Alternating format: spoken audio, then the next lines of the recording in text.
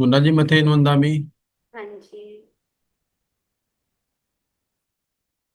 नमो अरिहंताण, नमो सिद्धाण, नमो आयरियाण, नमो भुवजायाण, नमो लोय सब साहुण, नमो अरिहंताण, नमो सिद्धाण, नमो आयरियाण, नमो भुवजायाण, नमो लोय सब साहुण, नमो अरिहंताण, नमो सिद्धाण, नमो आयरियाण, नमो वज्रायाणं, नमो लोय सब साहुणं, हे सोमंचे नमोकारो सब पावकनाशनो, मंगलानं च सवेसिं, पढ़मं हवै मंगलम्, मंगलानं च सवेसिं, पढ़मं हवै मंगलम्। परम पूजनीय परम आचार्य भगवान पूज्योपाध्याय भगवान, परम आराध्य गुरु भगवान, परम पूजनीय गुणिवर श्री जी महाराज साहब एवं जूम सभा में उपस्थित जय साधु सभी जी को वंदन नमन। आज की 25 वर्ग की क्लास में आप सभी का स्वागत है। अपने अपने वीडियो ऑन कर लीजिए। सभी वीडियो ऑन करके बैठे। कल की क्लास में हमने 9 गोलों तक चर्चा पूरी कंप्लीट कर ली थी। पहला गोल गति 4, दूसरा गोल जाति 5, अब तक तो आपको याद भी हो गए होंगे। तीसरा गोल काय 6, चौथा गोल इंद्रिय 5, पांचवा गोल पर्याप्ति 6, छठा गोल प्राण 10, सातवां गोल शरीर 5, आठवां गोल योग 15, नौवां गोल उपयोग 12 और कल 10वां गोल आया था कर्म 8, यानी 8 प्रकार के कर्म। कर्म के बारे में हमने जाना था कि कर्म का मतलब होता है कि जो हमारे मन वचन काया की क्रिया के द्वारा या हमारी आत्मा के शुभ या अशुभ भावों से जो कार्बन वर्गना के पुद्गल आकर्षित होकर आत्मा के साथ बंध जाते हैं, उसको हम कर्मों का बंध कहते हैं। वो जो पुद्गल आते हैं वो न्यूट्रल होते हैं, वो शुद्ध अपना शुद्ध पुद्गल परमाणु है।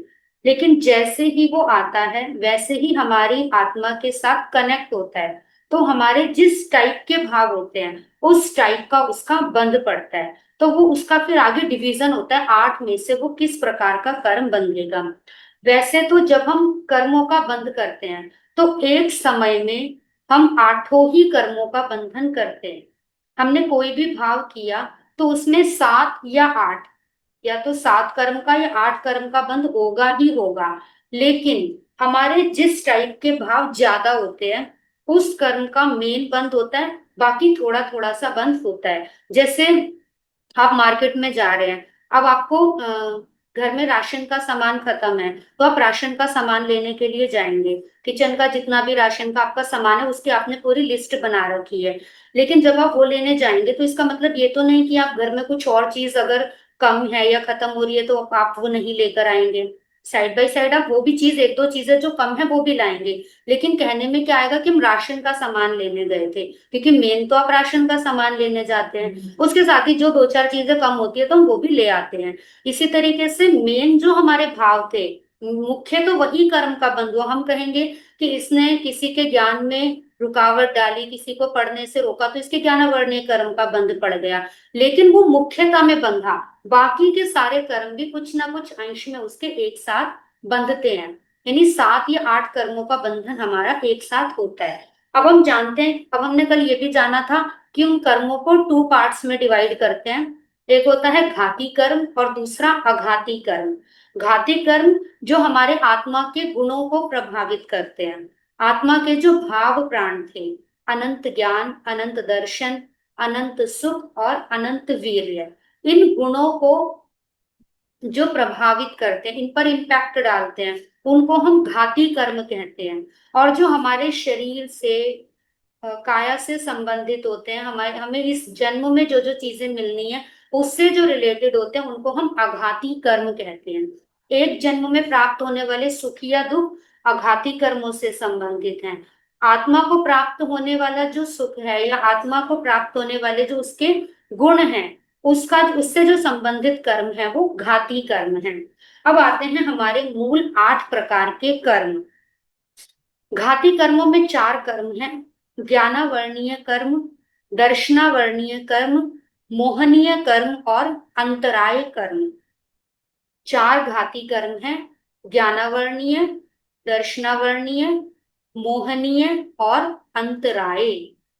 ज्ञानावर्णीय कर्म का मतलब क्या है? ज्ञान प्लस आवरणीय, आवरण, आवरण हम कहते हैं ना, कवर होना, कवर्ड होना, आवरण, ज्ञान के ऊपर आवरण का आ जाना ज्ञानावर्णीय कर्म कहलाता है। देखिए, हमने जाना था कि हमारी आत्मा में अनंत ज्ञान की शक्ति है। हमारी आत्मा में ज्ञान कितना है कि हम एक समय में पूरे लोक अलोक को जान सकते हैं। तीर्थंकर परमात्मा का या केवल ज्ञानी का ज्ञान कितना होता है?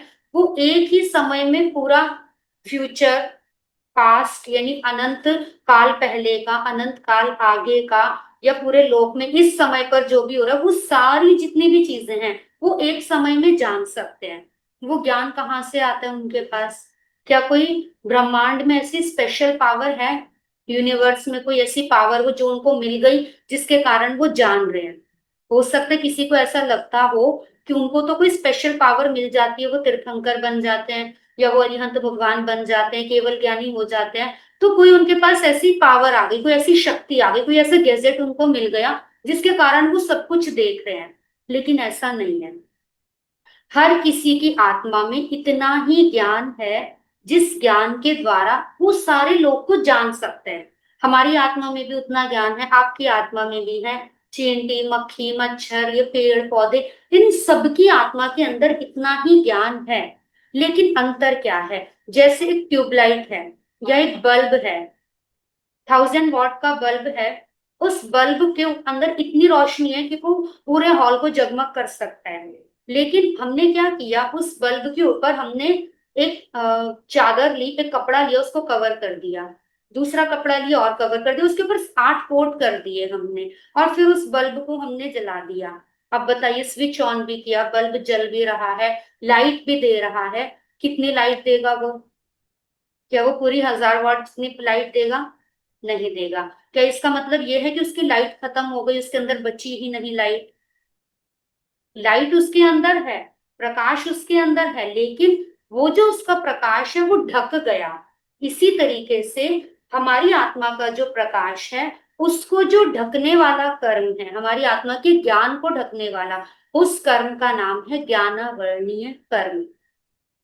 सिद्ध परमात्मा या अरिहंत परमात्मा की आत्मा का जो ज्ञानावर्णीय कर्म था वो पूरा हट गया। यानी वो जो कोट था, वो जो कवर था कपड़े का, वो पूरा हटा दिया, तो वो पूरी रोशनी दे रहा है बल्ब। लेकिन हमारी आत्मा के ऊपर वो कवर्ड है, बस इतना सा अंतर है। इसीलिए हम जान नहीं पाते। हम जितना जानते हैं, हमसे जो और अविकसित जीव है, जैसे चींटी है, मक्खी, मच्छर, ये जितने भी छोटे प्राणी हैं, उनका ज्ञान हमसे भी कम है। हमारा ज्ञान उनसे ज्यादा, उनसे भी कम निगोद के जीव का ज्ञान है, उनसे भी कम एकेंद्रिय जीव का ज्ञान है। यानी जैसे जैसे विकास होता जाता है, हमारा ज्ञान बढ़ता जाता है, हमें कोई नया ज्ञान नहीं मिलता। हमारा जो ज्ञानावर्णीय कर्म था, वही कर्म अनावृत होता जाता है, यानी वो खुलता जाता है, उसका जो पर्दा था ज्ञानावर्णीय कर्म का, वो हटता चला जाता है। उसको कहते हैं ज्ञानावर्णीय कर्म। उसको ज्ञानावर्णीय कर्म कहते हैं, यानी ज्ञान के ऊपर आवरण का आ जाना।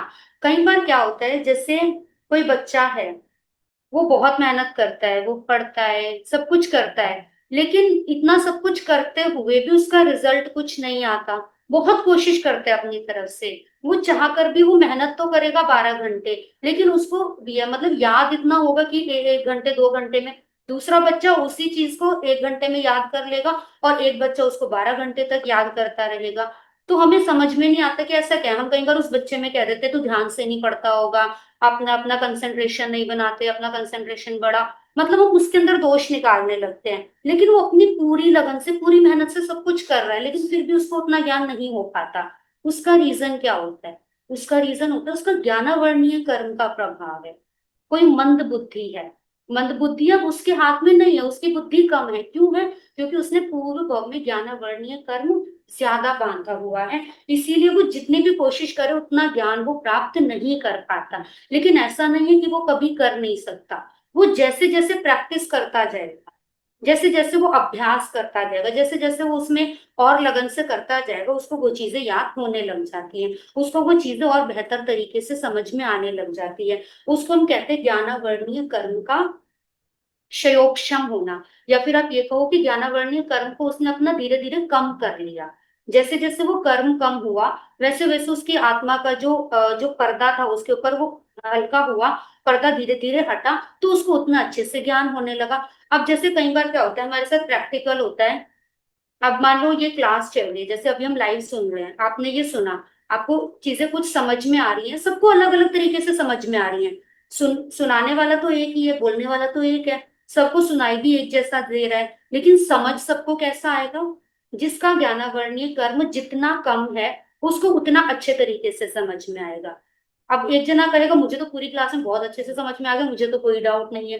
दूसरा कहेगा अरे मुझे तो कुछ नहीं समझ में आया, मुझे तो 20 प्रश्न उठ रहे हैं। क्यों उठ रहे हैं वो? उसका ज्ञानावर्णीय कर्म है। उसमें हमारी गलती, हम ये सोच लेते हैं कि देखो कैसा है, इतने अच्छे से तो बताया था, इसको तो समझ में ही नहीं आता, ये तो ऐसे करता है वैसे। ऐसा नहीं है, उसकी गलती नहीं है, उसमें उसका ज्ञानावर्णीय कर्म का प्रभाव है। जितना उसका ज्ञानावर्णीय कर्म स्ट्रांग है, उतना उसको समझने में परेशानी होती है।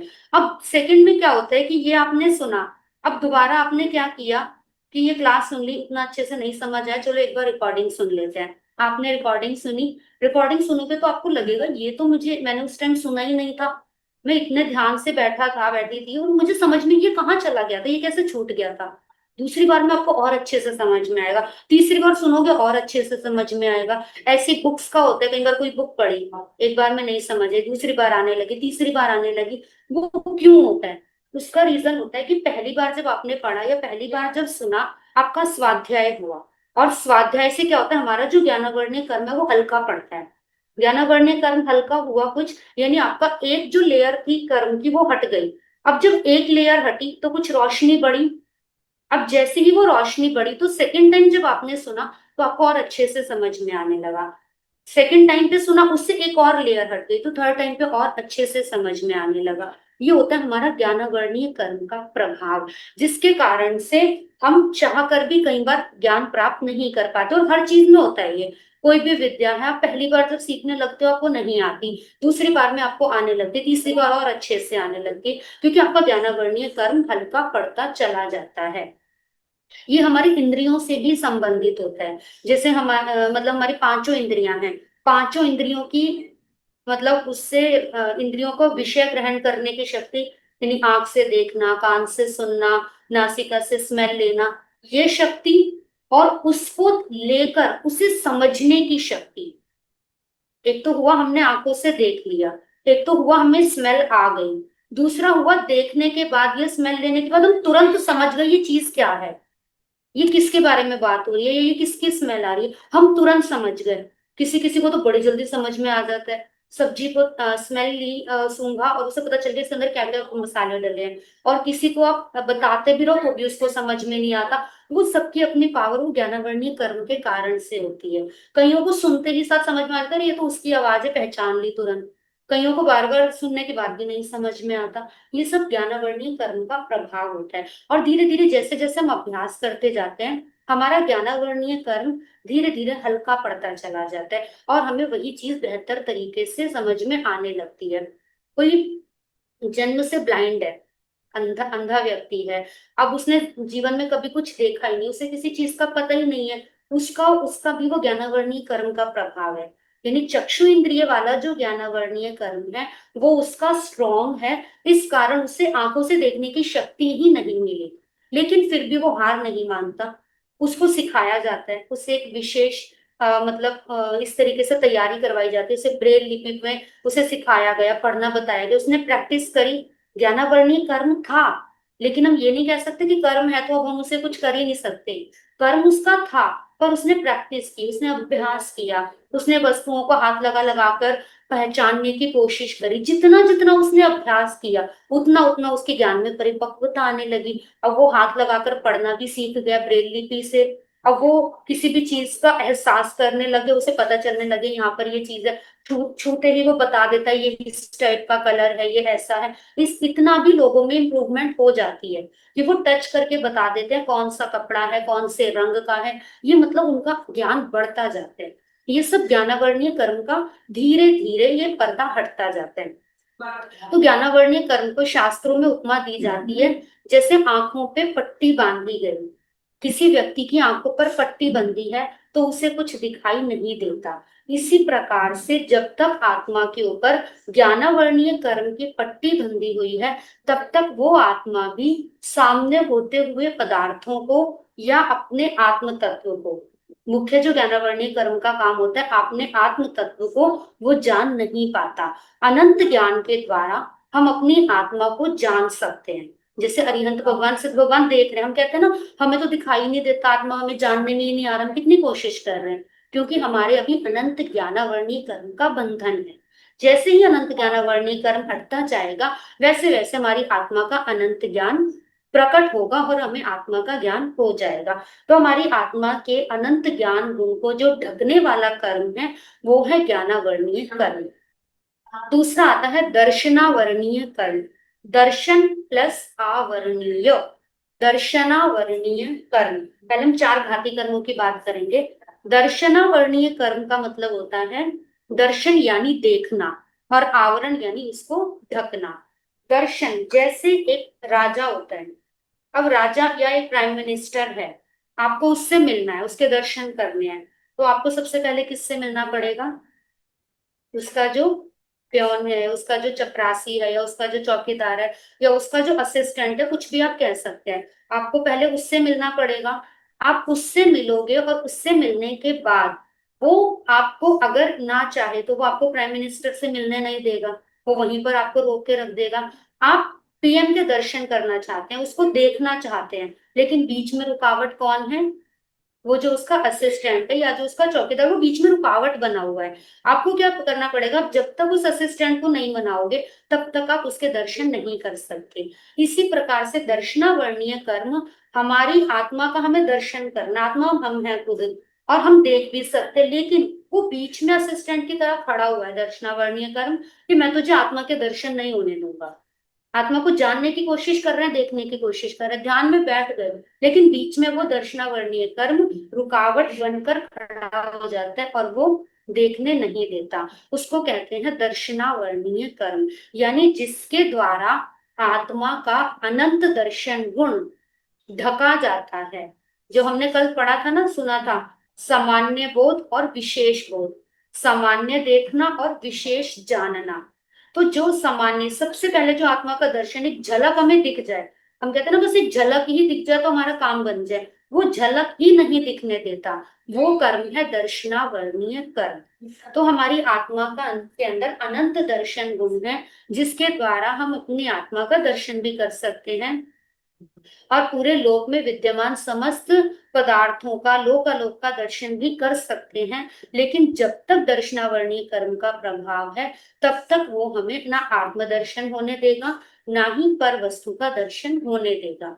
जैसे कईयों को बहुत नींद, मतलब नींद आती है, किसी की नींद इतनी गहरी होती है, इतनी गहरी होती है कि आपने चाहे ढोल नगाड़े भी बजा दे उसकी नींद नहीं खुलती। वो भी उसके दर्शनावर्णीय कर्म का प्रभाव होता है कि उसकी निद्रा इतनी गहरी, जितनी भी हमारी नींद गहरी या हल्की होती है वो हमारे दर्शनावर्णी कर्म के प्रभाव से ही होती है। कि नींद में है तो उसको सामान्य बोध भी नहीं हो रहा, जब वो सो रहा है तो उसके सामने कुछ भी हो रहा है, उसे कुछ पता ही नहीं है, तो सामान्य बोध भी वो नहीं कर पाता, वो दर्शनावर्णीय कर्म के प्रभाव से ही होता है। अगर आप ज्यादा से ज्यादा, जैसे हमने कहा ना, ज्ञानावर्णीय कर्म को नष्ट करने के लिए हमें स्वाध्याय का सहारा लेना चाहिए। जितना हम स्वाध्याय को जीवन में लाएंगे उतना ज्यादा हम ज्ञानावर्णीय कर्म का समाप्त।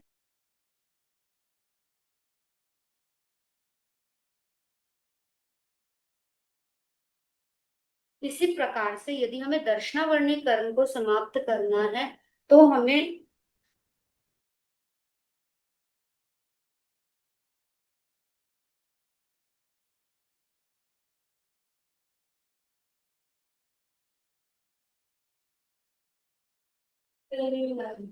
दर्शनावर्णीय कर्म के प्रभाव मतलब अगर हम ध्यान ध्यान साधना करते हैं, तो ध्यान साधना के द्वारा हम अपने दर्शनावर्णी कर्म का योगक्षम कर सकते हैं। अगर किसी की निद्रा से कोई बहुत परेशान है, बहुत नींद आती है, किसी को चलते चलते सोने की आदत है, बैठे बैठे सोने की आदत है, या फिर वो नींदों में चलने की किसी को बीमारी होती है, तो वो दर्शनावर्णी कर्म के कारण से होती है। जितना हम ध्यान साधना करेंगे, उतना उतना हमारा दर्शनावर्णी कर्म हल्का पड़ता चला जाता है। तीसरा होता है मोहनीय कर्म। घाती कर्मों में तीसरा कर्म है मोहनीय कर्म। मोहनीय कर्म के बारे में आपने बहुत सुना है। सब लोग कहते हैं कि मोहनीय कर्म ही सब कर्मों का राजा है, मोहनीय कर्म ही हमें परेशान करता है, सब कुछ जो हमारे साथ होता है सब मोहनीय कर्म के कारण होता है, हम तो कुछ नहीं करते, सब मोहनीय कर्म का दोष है, इसके कारण ही सब कुछ होता है। लेकिन मोहनीय कर्म को हम क्या समझते हैं कि हमें किसी के प्रति मोह है, हमें किसी के प्रति राग है, तो वो हमारा मोहनीय कर्म है, बस हम इतना समझते हैं। लेकिन ऐसा नहीं है। मोहनीय कर्म सिर्फ इतना ही नहीं है। मोहनीय कर्म होता है जैसे कोई मादक पदार्थ होता है, नशीला पदार्थ, जैसे ड्रिंक है, जैसे शराब है, या कोई भी नशीली वस्तु है, जिसको पीने से, जिसका सेवन करने से व्यक्ति अपना भान भूलकर नशे में खो जाता है। उससे क्या होता है कि उसको ऐसा नहीं है कि वो, उसे कुछ पता नहीं है, लेकिन जितनी देर तक उसको वो नशा रहेगा, उतनी देर तक उसे कुछ पता नहीं चलेगा कि मेरे साथ हो क्या रहा है। ना उसे सही गलत का ज्ञान होगा। एक नशेड़ी व्यक्ति है, वो रास्ते में पड़ा है, उसके साथ मक्खियां भिनभिना रही हैं, कोई उसे लात मार रहा है, कोई कुछ भी कर रहा है, उसे कुछ होश नहीं है। इसका मतलब ये नहीं कि उसे वेदना नहीं होती, उसे दुख, उसे सब कुछ होता है, लेकिन जब तक उस नशे का प्रभाव है, उसे ये पता ही नहीं चलता कि सही क्या है गलत क्या है। वो अपने घर में लड़ाई कर रहा है, अपने घर में किसी को गलत व्यवहार कर रहा है। इस मोहनीय कर्म को शास्त्रों में मध्य यानी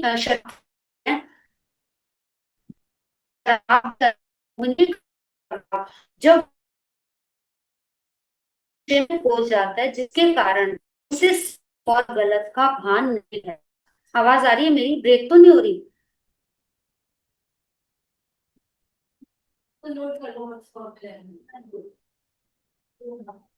हेलो, आवाज ब्रेक तो नहीं हो रही? हो रही है, अभी आ रही है ठीक? अब ठीक है? ठीक है। तो इसी तरीके से जो मोहनीय कर्म होता है वो व्यक्ति को मदहोश कर देता है। मोहनीय कर्म दो तरीके का होता है। जो कल बात किसी ने पूछा था प्रश्न दर्शन के बारे में, तो अभी एक तो हमने पढ़ा दर्शनावर्णीय, दूसरा होता है मोहनीय कर्म में दो पार्ट्स हैं, एक है दर्शन मोहनीय और दूसरा है चारित्र मोहनीय। दर्शन मोहनीय और चारित्र मोहनीय। दर्शन मोहनीय का मतलब क्या है? दर्शन यानी हमारी श्रद्धा। एक दर्शन देखना था, जो दर्शन मोहनीय वाला है वो है हमारी श्रद्धा, आस्था, विश्वास, बिलीव, हमारी मान्यता, हमारी सोच, हमारा दृष्टिकोण, उसको बोलते हैं दर्शन। दर्शन मोहनीय का मतलब क्या है? हमारी मान्यता का गलत हो जाना, मिथ्या हो जाना। हमें भगवान ने क्या कहा कि जितने भी संसार में वस्तुएं हैं ये पुद्गल हैं, इनके अंदर सुख नहीं है, सुख तो असली आत्मा का गुण है।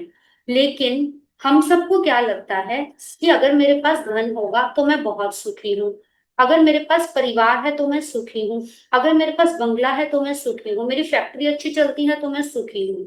हम क्या मानते हैं कि संसार की चीजें अगर हमें मिलती हैं तो हम सुखी होंगे। हमारी ऐसी धारणा या हमारी ऐसी सोच बनी हुई है। कितना भी हम भगवान की वाणी सुने, पर हमारी सोच तो यही है ना कि ये सब चीजें मिलेंगी तो हम सुखी हैं। हमें ऐसा तो नहीं लगता कि आत्मा के अंदर सुख है, इनके अंदर तो सुख नहीं है। ये जो सोच है, इसी का नाम है मिथ्या दर्शन। श्रद्धा दर्शन यानी श्रद्धा का मिथ्या हो जाना, श्रद्धा का गलत हो जाना। कि हमारी श्रद्धा होनी चाहिए थी कि आत्मा में सुख है, पर हमारी श्रद्धा किसमें है कि शरीर के माध्यम से जो मुझे सुख मिल रहा है वो मेरा असली सुख है। तो श्रद्धा कैसी हो गई? विपरीत हो गई। इसी को हम मिथ्या दर्शन कहते हैं। और जब हमारी सोच सम्यक हो जाती है, हमारा विजन, हमारा दृष्टिकोण सही, राइट हो गया कि नहीं ये सारी वस्तुएं मेरी नहीं है, ये तो अनंत काल से मुझे मिलती जा रही है, अनंत काल से छूटती जा रही है, अब कभी इनके अंदर तो मुझे सुख मिला ही नहीं। यदि इनमें सुख होता तो अनंत काल से हम सुखी हो चुके होते, लेकिन ऐसा तो नहीं हुआ। इसका मतलब इनके अंदर सुख नहीं है। असली सुख किसके पास है? सिद्ध परमात्मा के पास, अरिहंत परमात्मा के पास, क्योंकि उनके अंदर उनको आत्मा का सुख मिल गया, इसीलिए वो परम सुखी है। यानी अनंत जो सुख है वो आत्मा का गुण है। जो सही दृष्टि है वो मेरी आत्मा मैं हूँ, वो ये जो हमारी दृष्टि सम्यक होती है उसको हम कहते हैं सम्यक दृष्टि होना। तो जब तक हमारी दृष्टि बाहरी पदार्थों में है, उनमें सुख हम खोजते हैं, उसमें हमें अपनापन लगता है, उसको हम अपना मानते हैं, तब तक कहा जाता है दर्शन मोहनीय कर्म का प्रभाव। मोहनीय कर्म ने क्या किया? हमारी मान्यता, हमारी सोच को विपरीत कर दिया। और उसके लिए हम क्या करते हैं? हम कुदेव में आस्था करते हैं। कुदेव का मतलब क्या? कि हमारे देव तो कौन है? अरिहंत भगवान। अरिहंत भगवान जो राग द्वेष से छूट गए, जिनके लिए कोई भला नहीं कोई बुरा नहीं, लेकिन उनको छोड़कर हम सोचते हैं कि हम उन देवता के पास जाएंगे तो हमें ये मिल जाएगा, उस देवता की मनौती मानेंगे तो हमें ये संसारी सुख मिल जाएंगे, उस देवता के आगे हम ये मतलब कुछ कोई बलि दे रहा है, कोई कुछ कार्य कर रहा है, जितने भी संसार में चीजें चलती हैं, तो हम ऐसा ऐसा करेंगे तो हमें सब कुछ मिल जाएगा। भगवान ने कहा कर्मों से ज्यादा कुछ मिल नहीं सकता, और हम सोचते हैं कि वो देवता हमें दे देंगे। तो वो क्या हुआ? कुदेव की आस्था की हमने, कुगुरु की आस्था की। कुगुरु का मतलब जो हमें संसार के मार्ग पर भटका रहे हैं कि हाँ तुम यही करो, ऐसा करोगे तुम्हें ये मिलेगा वैसा मिलेगा, हमें उस रास्ते पर भटका रहे हैं। और कुधर्म यानी जिस धर्म के अंदर हमें कर्म से हटाकर संसार में संसार की ओर बढ़ाया जा रहा है, ऐसे कुदेव कुगुरु कुधर्म पर हमारी आस्था हो गई, उसका नाम है मिथ्या दर्शन। वो है दर्शन मोहनीय कर्म का प्रभाव। दर्शन मोहनीय कर्म के कारण से हमारी आत्मा के ऊपर ये मदहोशी आ जाती है, ये नशा आ जाता है, जिसके कारण हमें पता ही नहीं चल पाता कि सच्चे देव कौन है, सच्चे गुरु कौन है, और कुदेव कुगुरु कौन है, हमारा असली धर्म क्या है, और जो मिथ्या धर्म है वो क्या है। उसको कहा दर्शन मोहनीय। ठीक है, क्लियर? मिथ्या मान्यता। अब जब ये मिथ्या मान्यता होती है, ये जो दर्शन मोहनीय होता है, इसके कारण से क्या हुआ? दूसरा आता है इसका पार्ट चारित्र मोहनीय। मोहनीय कर्म का सेकंड पार्ट होता है चारित्र मोहनीय। दर्शन मोहनीय और चारित्र मोहनीय। अब हमारी मान्यता बन गई संसारिक सुख दुख की, तो अब हमारी चारित्र में क्या होगा? कि जिसके माध्यम से हमें सुख का एहसास हुआ, उसके प्रति हमारा राग का भाव होगा। जिसके माध्यम से हमें कोई दुख मिला या हमें कोई परेशानी हुई, उसके प्रति हमें द्वेष का भाव होगा। जिसने मेरे अनुसार किया वो हमें अच्छा लगेगा, जिसने मेरे अनुसार नहीं किया उसके ऊपर हमें क्रोध आएगा। क्रोध, मान, माया, लोभ, राग, द्वेष, ये जितने भी भाव हैं, ये सभी भाव किसके कारण से होंगे? ये सब भाव होंगे चारित्र मोहनीय में। मूल कारण इसका दर्शन मोहनीय है, क्योंकि दर्शन होने के कारण हमारी मान्यता बदल गई। मान्यता बदली तो हमने अपना आचरण कैसा कर दिया कि हम कषायों में उलझ गए, हम इंद्रिय विषयों में सुख मानने लगे। तो ये दोनों साथ साथ चल रहे हैं। सबसे पहले अज्ञान हुआ, यानी हमें सही जानकारी नहीं हुई। सही जानकारी नहीं हुई तो हम जो देखते हैं हम केवल बाहर की चीजों को देखते हैं। बाहर की चीजों को देखा तो उसमें हमने अपनापन किया, वो हुआ हमारा दर्शन मोहनीय। अपनापन करके उसके लिए हम सारा कार्य कर रहे हैं, उसके अनुसार हमारा पूरा रूटीन चल रहा है, वो हुआ चारित्र मोहनीय। ये मोहनीय कर्म हमारी आत्मा का जो अनंत सुख गुण है। अनंत सुख गुण का मतलब आत्मा में अनंत सुख है, उसे कहीं जाने की जरूरत नहीं है। उस सुख गुण को ढककर ये पर पदार्थों में सुख का अनुभव करवाता है। यानी हमारी आत्मा के अनंत सुख गुण को ये विकृत कर देता है, अनंत श्रद्धा को ये विकृत कर देता है। क्षाइक सम्यक्त्व, क्षाइक सम्यक्त्व मेरा गुण है कि मैं कभी भी रास्ते से भटकू ना, मैं कभी भी विपरीत मान्यता ना करूं। लेकिन उसको छोड़कर जब हम अपने गलत ट्रैक पर चले जाते हैं तो वो हमारे अनंत श्रद्धा या अनंत सुख गुण की घात होती है, और वो करता है मोहनीय कर्म। ये तीसरे प्रकार का घाती कर्म है। इसके बाद चौथा होता है अंतराय कर्म। चौथा घाती कर्म है अंतराय कर्म। अंतराय का मतलब विघन। जैसे आप कई बार कहते हैं ना, अरे मेरे तो बड़ी अंतराय है, हम जाना स्थानक जाने के लिए तैयार हुए, घर में गेस्ट आ गए, मेरे तो इतनी अंतराय है मैं कुछ कर ही नहीं सकता। क्या वो अंतराय, अंतराय का मतलब रुकावट का आना। अंतराय का मतलब क्या है कि हम साधना करना चाहते हैं, हम आत्मा में उपयोग लगाना चाहते हैं। आत्मा का गुण है अनंत वीर्य। अनंत वीर्य का मतलब अनंत शक्ति। मेरे अंदर इतनी शक्ति है कि सिद्ध परमात्मा अनंत काल से एक ही अपने आत्मा में लीन है। उन्हें किसी की कोई फिक्र नहीं, किसी की तरफ उनका ध्यान नहीं। इतनी शक्ति मेरी आत्मा में भी है कि मैं निरंतर अनंत काल तक केवल आत्मा में अपना उपयोग रखूं। है मेरे अंदर शक्ति, लेकिन क्या एक सेकंड भी हमारा उपयोग टिक पाता है? उपयोग टिक नहीं पाता। वो क्यों नहीं टिक पाता? उसका कारण है अंतराय कर्म।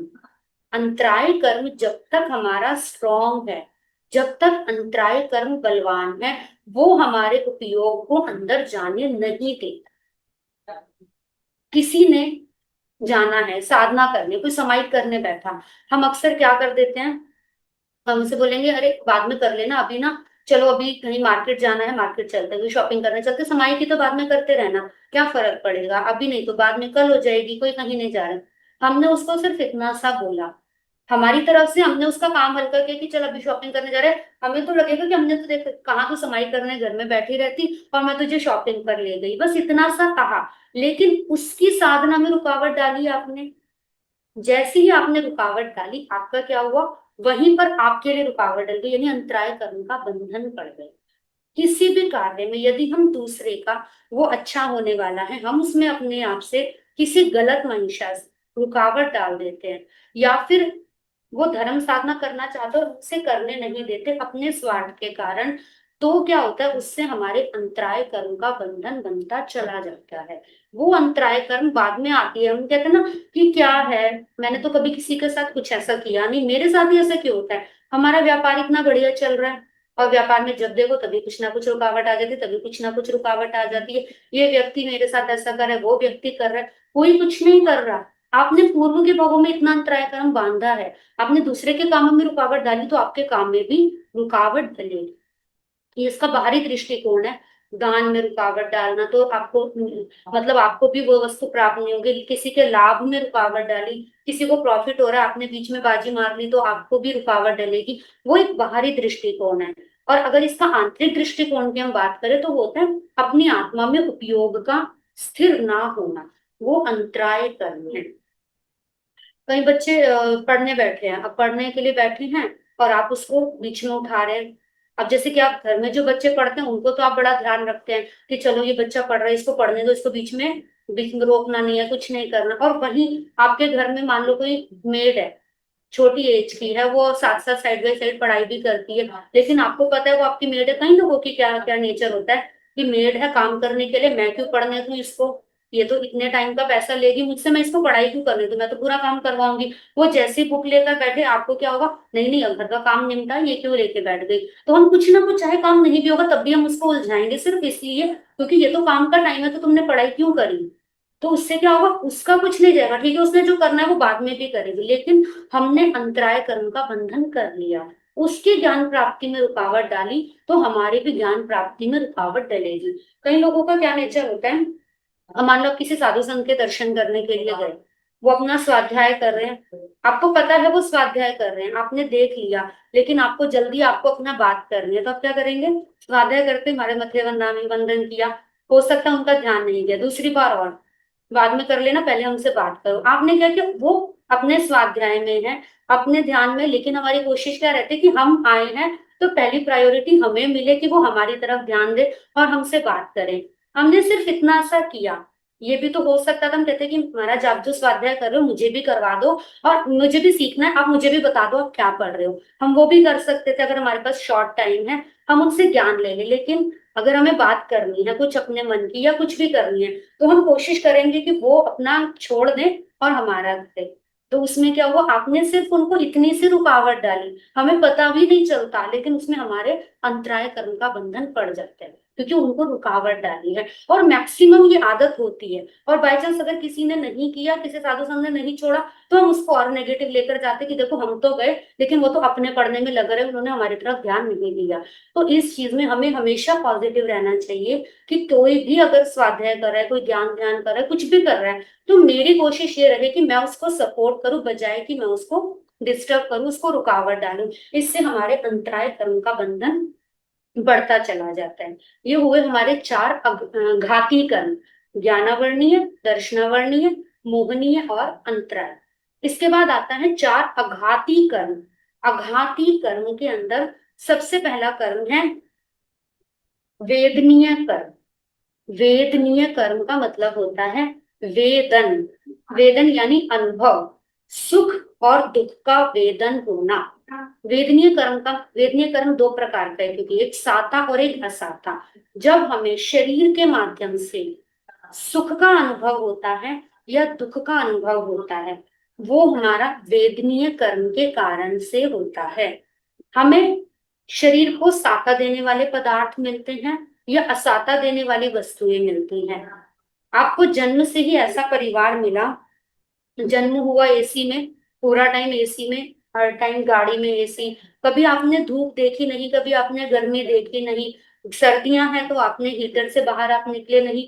आपको मतलब शरीर की तरफ से पूरी साता है, आपको कोई परेशानी नहीं। भूख बाद में लगेगी, भोजन आपके सामने पहले तैयार है। सब तरीके से आपको अनुकूलता मिली हुई है। वो क्यों है? क्योंकि आपके साता वेदनीय कर्म का उदय है। आपने पूर्व के जन्म में औरों को साता पहुंचाई और जीवों को सुख पहुंचाया, तो आपको भी उनके बदले में साता मिलेगी, सुख मिलेगा। शरीर के माध्यम से सुख मिलेगा। आपने दूसरे जीवों को दुख दिया, उनको उनको असाता पहुंचाई, उनको परेशान किया, उन्हें दुखी किया, तो बदले में आपको भी असाता मिलेगी। शरीर के माध्यम से सुख या दुख का अनुभव मिलना। किसी को कई बार क्या होता है, जन्म से ही बीमार है, इतना बीमार, इतना बीमार, घर में तो सारी तरीके की अनुकूलता है, सब कुछ मिला है। जैसे कई बार क्या होता है ना, ऐसा किसी के घर में बच्चे का जन्म हुआ, अनुकूलता सब है, कोई इतनी सी भी उसको कमी नहीं है, लेकिन वो शरीर की दृष्टि से इतना बीमार रहता है कि वो चाहते हुए भी ना तो कुछ खा सकता, ना कोई अच्छी चीज ले सकता, ना वो कहीं घूमने फिरने जा सकता, वो बीमार इतना रहता है। अगर उसने जरा सा कुछ खा लिया तो वो बीमार पड़ जाता है। मतलब उसको बाहरी दृष्टि से मिली तो सब अनुकूलता है, और वो उसको भोग नहीं पाता। उसका कारण क्या है? कि उसने किसी को दिया, दान दिया, पुण्य किया, दूसरे का भला किया, वो सब कुछ तो उसने किया।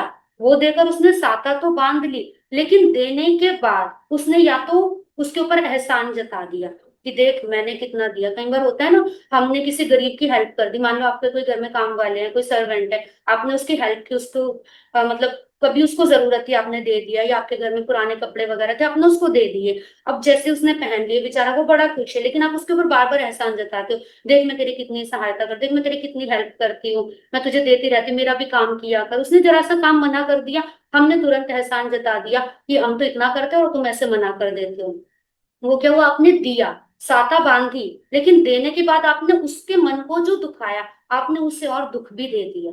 और वो जो आपने दुख पहुंचाया, आपको साता मिलेगी बदले में, लेकिन आप उसको भोग नहीं पाएंगे। जैसे उसको मिलते हुए भी वो दुखी रहा, वैसे ही आपको भी मिलेगा, लेकिन आप दुखी रहेंगे। वो इस कारण से हमारे इस तरीके की हमें असाता या साता मिलती है। कई बार हमने दे दिया किसी को, लेकिन देने के बाद पछतावा, अरे क्या करना था, बहुत ज्यादा दे दिया, इतना तो नहीं देना चाहिए था, थोड़ा कम दे देते। देने के बाद पश्चाताप किया। जैसे मुम्मन सेठ का उदाहरण आता है, लड्डू बहरा दिए और बहराने के बाद अरे इतने टेस्टी लड्डू थे, सारे के सारे मैंने क्यों दे दिए। उस मुम्मन सेठ को मिला तो सब कुछ, इतना बड़ा सेठ बना, लेकिन रात को लकड़ियां बेचारा काट रहा है और जाकर बेच कर आ रहा है, सुख भोगा नहीं। तो इसको कहते हैं साता। वेदनीय का बंधन किया, लेकिन फिर भी असाता में है। आप अपने शरीर के माध्यम से जितना भी मतलब पुण्य का उपार्जन करें, जितना भी किसी को सुख दें, साता पहुंचाएं, प्रयास रहे देने के बाद हम खुद भूल जाएं कि हमने दिया क्या था। यदि देने के बाद बदले में हमें नाम की इच्छा है, या बदले में हम एहसान जताते हैं, बदले में पश्चाताप होता है, तो सोच लेना कि आपको उसका फल कुछ भी, कोई फायदा नहीं होगा, उसको कोई फल नहीं मिलेगा। तो ये होता है वेदनीय कर्म, अघाती कर्म, यानी शरीर के माध्यम से सुख या दुख का मिलना। अब बच्चों की आदत होती है दूसरे बच्चों को चिढ़ाते हैं बिना कारण के, किसी के अंदर कोई प्रॉब्लम है या किसी के कुछ भी कोई मतलब किसी का शरीर से सुंदर नहीं है या कोई वीक है, कमजोर है, तो उसको चिढ़ाने की आदत होती है। हम उसको चिढ़ाएंगे तो उसको हर्ट होगा, जितना उसको हर्ट होगा उतना ज्यादा बदले में हमें भी उतना दुख मिलता है। तो इसीलिए हमें कभी भी अपने कारण किसी को हर्ट नहीं करना चाहिए। वेदनीय कर्म। उसके बाद आता है दूसरा अघाती कर्म, आयुष्य कर्म। आयुष्य कर्म का मतलब क्या होता है? एक जन्म की आयु। आयु मतलब इस जन्म में हमें कितने समय तक रहना है। हमारी आयु 80 वर्ष की होनी है, 50 की होनी है, 100 की होनी है, 20 की होनी है, कितने वर्ष की आयु का हमने बंध किया है, वो हमारे आयुष्य कर्म के ऊपर निर्भर करता है। आयुष्य कर्म जैसे कई बार क्या होता है कि किसी की एक्सीडेंट में डेथ हो गई, छोटी उम्र का था, हम क्या कहेंगे, अरे इसकी तो अभी उम्र नहीं थी, अकाल अकाल मृत्यु हो गई, इसके तो समय से पहले चला गया, क्योंकि इसे बड़ा जीना था। या उसने देखो, अगर ये ऐसा नहीं करता डॉक्टर तो ऐसा ना होता। हम किसी ना किसी को दोष देते हैं, लेकिन ऐसा नहीं होता। हमने पिछले भव में जितनी आयुष्य कर्म का बंधन किया है, अगले भव में हमें उतनी ही आयु मिलेगी। एक सेकंड भी ना बढ़ सकती है ना घट सकती है, हमारी आयु उतनी ही रहेगी। और आयुष्य कर्म का बंधन, इस जन्म की आयु हम पहले जन्म में बांध कर आते हैं। जब हम गति बांधते हैं ना, हमें कौन सी गति में जाना है, उसी टाइम पर हम ये भी बांध लेते हैं कि हमें कितनी आयु मिलनी है, कितने टाइम तक हमें उस गति में रहना है। हमारे ये भी बंधन हो जाते हैं, अगले जन्म का हम इस जन्म में बांध कर जाएंगे। ऐसा नहीं होता कभी भी कि मृत्यु हो गई और उसकी आत्मा भटक रही है क्योंकि उसको गति नहीं मिल पाई, उसकी गति नहीं बंधी थी, ऐसा नहीं होता। हमेशा गति बंधने के बाद ही जीव के प्राण निकलते हैं। गति बंधने से पहले किसी के प्राण नहीं निकलते। पहले गति बंधती है, उसके बाद उसकी मृत्यु होती है, और ये भी निर्धारित हो जाता है कि अगले जन्म में उसको कितनी आयु मिलेगी। आयुष्य कर्म का बंधन कब होता है, ये कई लोगों के मन में क्वेश्चन होता है। मनुष्यों की आयुष्य का बंध, जैसे हमारी मतलब एक लिमिट है ना, हमारी आयु जो है वो एक काउंटेबल है। 100 वर्ष हो गई, 50 वर्ष हो गई, त्रियंच है, उनकी आयु भी जो होती है वो काउंटेबल होती है। इस टाइम पीरियड में आयु काउंटेबल होती है। जैसे तीसरा, पहला, दूसरा जो आ रहा होता है, उसमें जो आयु होती है वो अनकाउंटेबल होती है, असंख्यात वर्ष की होती है। लेकिन जो काउंटेबल आयु होती है मनुष्य और त्रियंचों की, उनकी आयु का बंधन होता है, मतलब टोटल जो उनकी एज है उसके टू थर्ड निकलने पर, वन थर्ड बचने पर। मान लो जैसे किसी की 90 साल की आयु है, अब 90 साल में से टू थर्ड निकलने पर, यानी 60 ईयर्स की एज में उसके नेक्स्ट जन्म की आयु का बंधन पड़ेगा। 60 ईयर्स तक उसने चार गतियों में, जो मतलब चार चार कारण जो दिए थे, उनमें से उसने जो सबसे ज्यादा कारण किए होंगे, उसके उस प्रकार की गति का बंधन पड़ जाएगा। और उसी टाइम ये डिसाइड हो जाएगा कि उस गति में वो कितने समय तक रहेगा, कितने काल तक रहेगा, ये भी उसका उसी टाइम पर डिसाइड हो जाता है।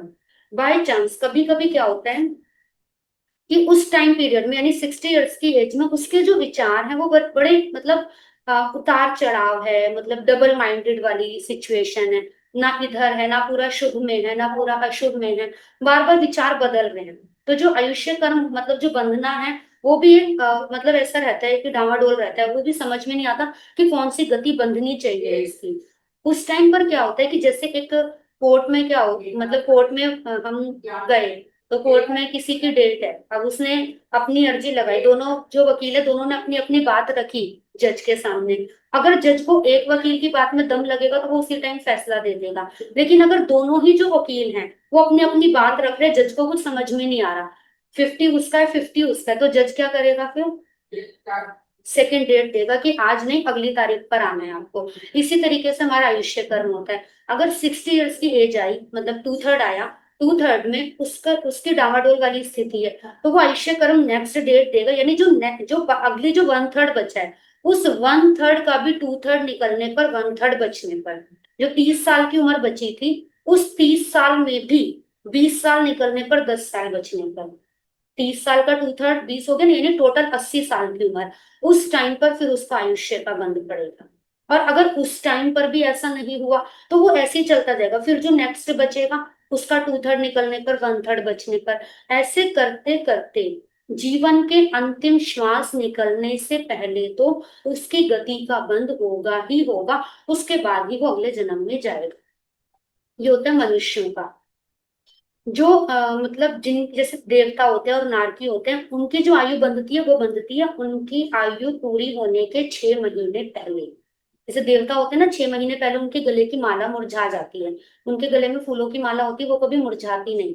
लेकिन उनकी आयु पूरी होने के 6 महीने पहले जब उनकी अगले जन्म की आयु बंध जाती है, तो उनके गले की माला मुरझा जाती है। उससे उन्हें ये पता चल जाता है कि अब मुझ मेरे ये जो रिद्धि सिद्धि है ये सब कुछ मेरी छूटने वाली है, अब मैं यहाँ से जाने वाला हूँ, वो उनको पता चल जाता है। ऐसी नारकियों का भी 6 महीने पहले आयुष्य का बंध होता है। इवन जो किसी की मतलब गर्भ में कोई बच्चा उसकी भी मृत्यु हो गई, तो गर्भस्थ बच्चे की भी आयु का बंध पड़ेगा पहले, उसके बाद ही उसकी मृत्यु होगी। हमें लगता है कि उसके कोई विचार नहीं होते, उसके कोई भाव नहीं होते, ऐसा नहीं होता। वो बच्चा भी अपने, क्योंकि उसके अंदर आत्मा है, आत्मा के अंदर शुभ और अशुभ भाव है, उसके भी भाव होते हैं, उसके अनुसार वो अपनी गति का बंध करता है, तभी जाकर उसकी मृत्यु होती है और अगले जन्म में जाकर उसका जन्म होता है। ये आयुष्य कर्म है। आयुष्य कर्म आघाती कर्म, जिसके कारण से हमें अगला जन्म मिलता है, हमें कहाँ जाना है। उसके बाद आता है दो कर्म और है, नाम कर्म और गोत्र कर्म। नाम कर्म से हमें शरीर की संरचना मिलती है, हमें कैसा शरीर मिलना है, कितना मोटा कितना पतला, सुंदर असुंदर, हमारी आवाज कैसी होगी, हमारी चाल कैसी होगी। किसी की शुभ अच्छी चाल है, किसी की बुरी चाल है। जैसे ऊंट है, ऊंट की चाल किसी को अच्छी नहीं लगती, हाथी की चाल सबको अच्छी लगती है। किसी की वाणी अच्छी नहीं लगती, किसी की वाणी बहुत अच्छी लगती है। कौवे का स्वर हमें भाता नहीं है, कोयल का स्वर हमें अच्छा लगता है। तो जितने भी प्रकार के जीव हैं, उनकी इंद्रियां, उनके मन, उनका मतलब वाणी, शरीर वगैरह जितनी भी चीजें हैं, उनका शुभ मिलना या अशुभ मिलना, ये उनके नाम कर्म के ऊपर डिपेंड करता है। आघाती कर्म जितने भी होते हैं ना, वो टू टाइप्स के होते हैं, शुभ भी होते हैं अशुभ भी होते हैं।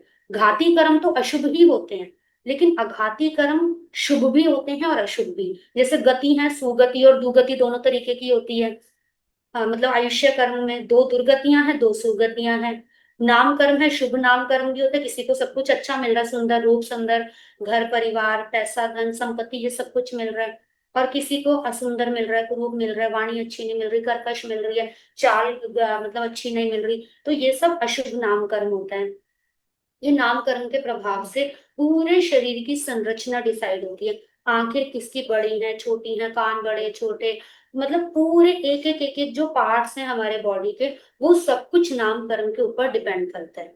उसके बाद आता है गोत्र कर्म। गोत्र कर्म का मतलब होता है सम्मान। गोत्र का मतलब ये नहीं है कि उसका ब्राह्मण, उसका वैश्य, मतलब उसका कौन सा गोत्र है, गोयल है या गर्ग है या ओसवाल है, वो गोत्र नहीं है। गोत्र का मतलब होता है उसे सम्मान मिल रहा है या फिर उसे अपमान मिल रहा है। मतलब जाति, कुल, बल, ये 8 तरीके का होता है। जाति, कुल, बल, रूप, तप, लाभ, श्रुत और ऐश्वर्य। जाति, कुल, बल, रूप, तप, लाभ, रूप तप लाभ, श्रुत और ऐश्वर्य, ये 8 प्रकार का होता है। जिसने लिख लिया हो, अगर 8 पूरे हो गए तो आप एक बार ग्रुप में सेंड कर देना, जिनका नहीं हुआ होगा तो वो लिख लेंगे। जाति, कुल, बल, रूप, तप, लाभ, श्रुत और ऐश्वर्य, ये 8 प्रकार की चीजें होती हैं। ये आठों चीजें जिसको अच्छी मिली हैं, मतलब उसका उच्च गोत्र कर्म बंधा है।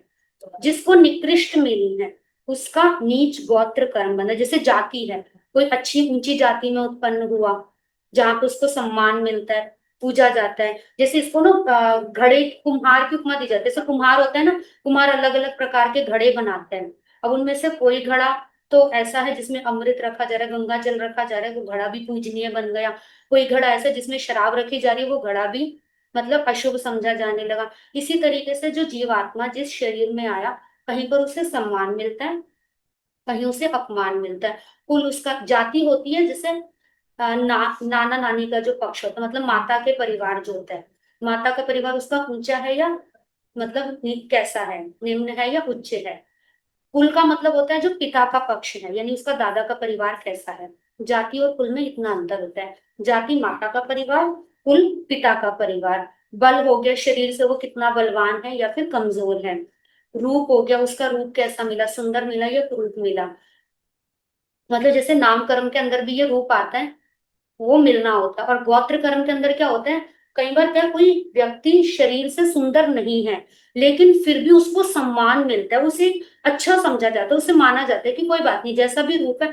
जैसे हम कहते हैं ना कई बार, जैसे कृष्ण जी हैं, हम क्या बोलते हैं, श्याम सलोने थे तो वो भी सांवले, लेकिन उनके श्याम सलोने वर्ण को भी कितना अच्छा माना जाता है। नहीं उनका चमकदार वर्ण था, वो सांवरे थे।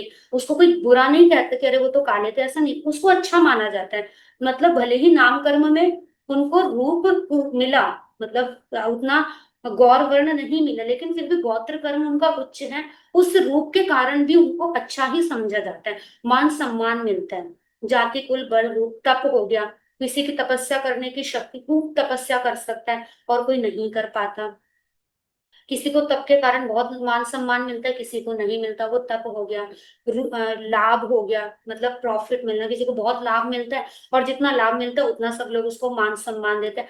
मेन गोत्र कर्म का मतलब है मान सम्मान मिलना या अपमान मिलना, इससे संबंधित है इन 8 चीजों के माध्यम से। लाभ हो गया, श्रुत हो गया, श्रुत का मतलब ज्ञान की प्राप्ति। उसको कितना ज्ञान है, उसको ज्ञान के बल पर सम्मान मिलता है या ज्ञान के बल पर उसको अपमान मिलता है।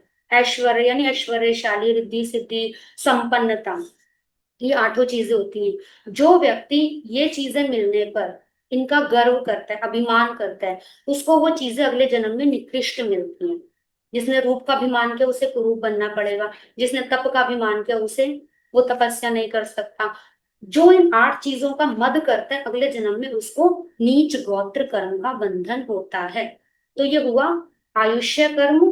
जैसे एक जेल के अंदर किसी कैदी को बंद कर दिया, तो जब तक वो उसकी कैद पूरी नहीं होगी तब तक उसे वहीं रहना पड़ेगा। इसी तरीके से हमने जितना आयुष्य कर्म बांधा है तब तक हमें इस जन्म में रहना पड़ेगा, हम यहाँ से नहीं जा सकते। वेदनीय कर्म होता है, जैसे एक शहद, तलवार के ऊपर शहद लगा हुआ है, अब हम उसको कोई चाट रहा है तो उसको शहद का टेस्ट तो आएगा, लेकिन टेस्ट आने के साथ साथ उसकी जीभ भी कट जाएगी। जीभ कटेगी तो बाद में उसको दुख का अनुभव होगा।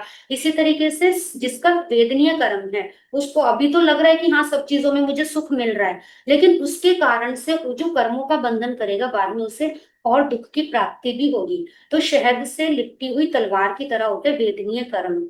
वेदनीय कर्म आयुष्य कर्म हो गया। नाम कर्म, जैसे एक चित्रकार, एक पेंटर है, अलग अलग तरीके के चित्र बनाता है, अलग अलग तरीके के उसमें रंग भरता है, अलग अलग तरीके की आकृतियां बनाता है। इसी तरीके से नाम कर्म संसार में भिन्न भिन्न प्रकार के व्यक्तियों की, जीवों की रचना करता है। और गोत्र कर्म हो गया कुम्हार के घड़े की तरह। तो ये कुल 8 प्रकार के कर्म होते हैं। हम जैसे भी भाव करते हैं वैसे ही हमारे कर्मों का बंधन होता है। नमो अरिहंताणं, नमो सिद्धाणं, नमो आयर्याणं, नमो वज्रेणं, नमो लय स्पर्शाम्नं। गुरु आज्ञा से श्री चत्तारी मंगलम अरिहंता, मंगलम सिद्धा, मंगलम साहु मंगलम। केवली प्रणत्व धम्मो मंगलम चत्तारी लघुत्मा अरिहंता, लघुत्मा सिद्धा, लघुत्मा साहु लघुत्मा। केवली प्रणत्व धम्मो लघुत्मो चत्तारी शरणं भवज्यामि अरिहन्ते, शरणं भवज्यामि सिद्धे, शरणं भवज्यामि साहु, शरणं भवज्यामि केवली प्रणतम धम्मम, शरणं भवज्यामि। 4 शरणे दुख हरणे मंगल करने और न शरणं। Matin Mandamino, Matin.